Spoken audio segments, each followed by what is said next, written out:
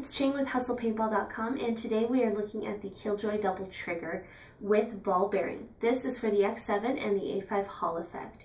Now, it's a great trigger. It's fully adjustable, allowing you to set wherever you want the trigger to stop.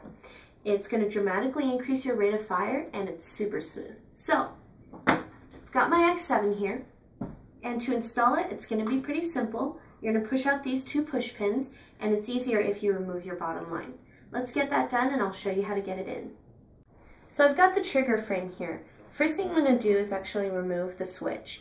On the X7s, you want to pull them all the way up, just give it a wiggle, and it should come out. On the A5s, you'll want to set it to safety, and then pull it out.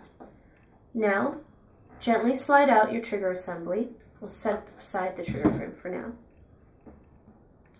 And carefully remove the top. Once you do so, it exposes the trigger. So here's the trigger assembly. Now, what we're going to do is take off the stock trigger. Be careful not to lose the trigger spring because you'll need that later. And remove this pin.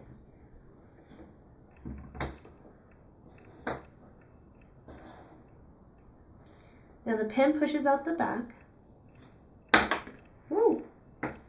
Be careful with that. And we're going to replace it with the pin that came with the Killjoy double trigger. So go ahead and slide that with the grooved end facing the back because that's what's going to hold it in place. And place your Killjoy trigger right over top of it. Now, all you need to do is replace the trigger spring and the top plate. And we're ready to put that back into the trigger frame. Alright, so I've got the trigger frame here. There's one last thing we need to do before we can put our trigger assembly back in. We want to take out this single trigger guard and replace it with the Killjoy double trigger guard that came with the Killjoy trigger. So, 3 screws and this bolt will help you take these apart.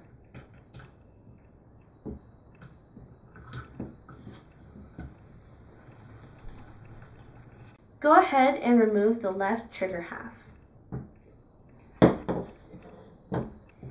And right here you can see all the workings of your trigger. But what we're interested in is getting this single trigger guard out and replacing it with the double trigger guard.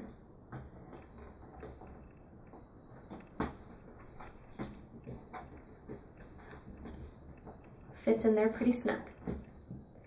Go ahead and replace your trigger half.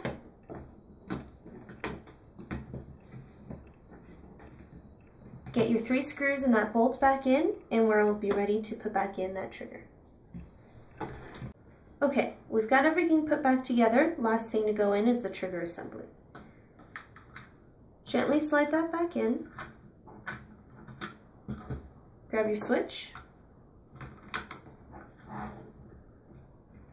Make sure it goes all the way through. Locked into place. Perfect. One last thing to notice about the Killjoy trigger is that it is adjustable. The further you screw this in, the further out this screw comes. And as you pull back, it will hit the side of the trigger frame. This allows you to take out some of that back slop or just really customize the trigger pull to your needs. Okay, so we've got our trigger frame put back on our X7. As you can see, the double trigger looks great. Now, if you have an E-grip like this one, it's super easy to walk your trigger. If you've got a response, it makes it that much easier to find your sweet spot. And if you've just got a basic, it still is a lot lighter of a trigger pull and gives you a higher rate of fire.